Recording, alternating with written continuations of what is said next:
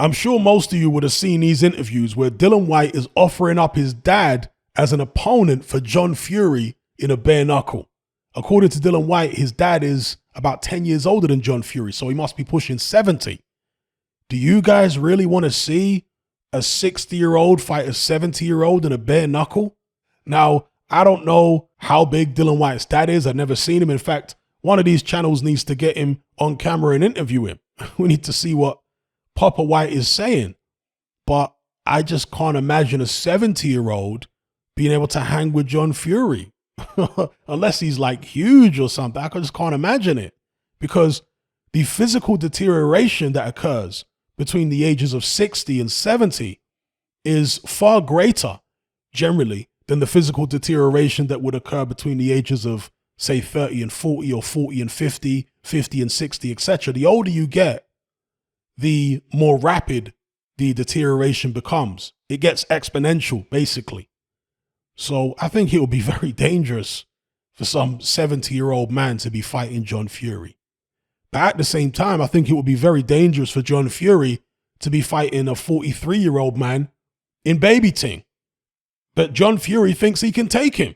So he's done this interview with Sport Bible and he's accepted the challenge of Dillian Whyte's dad. You know, Dillian Whyte made that challenge on behalf of his dad. His dad, according to Dillian, is up for it.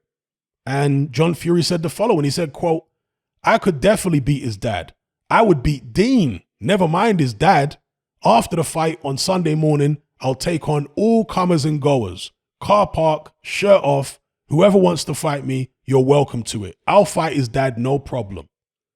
And when asked if he would consider facing Whyte's father in a boxing ring, John Fury added, "No, I'm not interested. For me to enter the ring, I would need $1 million.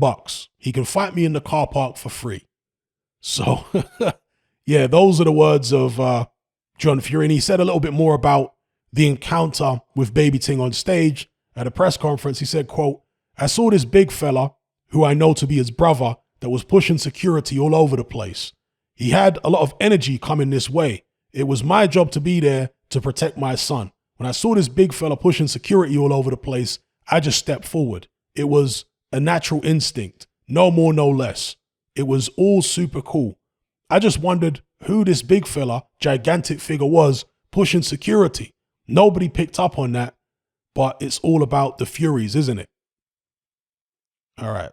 That's the end of the, hang on. He says a little bit more. He says, at the end of the day, when he goes home, the dust is settled and there's nothing happening. Okay, he's talking about his son, possible retirement. But yeah, anyway, with regards to the stuff he said about Baby Ting pushing security out the way. Well, Baby Ting's take on it is that Fury's team was allowed on stage. There was a load of them up there on stage.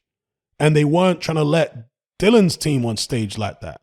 So Baby Ting wanted to have a presence on stage so that Dillian wouldn't get pushed around or they wouldn't try to intimidate him. They wanted to match fire with fire, basically, in terms of the backup, the teams. So Baby Ting got up there and, of course, he is a very, very big man. John Fury described him as a mountain of a man. He really is a mountain of a man.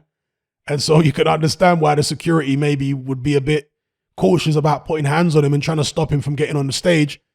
When John Fury says he was throwing security about all over the place, I tend to suspect that's a little bit of an exaggeration. You know, John Fury is known to exaggerate. But yeah, when it comes to him thinking he can beat Baby Ting in a fight, come on. Come on. John is like 60 years old. Baby Ting's nearly 20 years younger. He comes from mixed martial arts, combat sports background. He stays in the gym. He's the size of 3 houses. He's very strong, and he's a rough guy from a rough background. It wouldn't end well for John Fury. And it doesn't help when you got the likes of his son Tommy saying it wouldn't have ended well for Dean. Like this guy is really pushing the envelope when it comes to delusion. I know he thinks his dad's a superhero and his brother's a superhero and all that. I get that. But time waits for no man. A 60-year-old man trying to go up against Baby Ting? Stop it.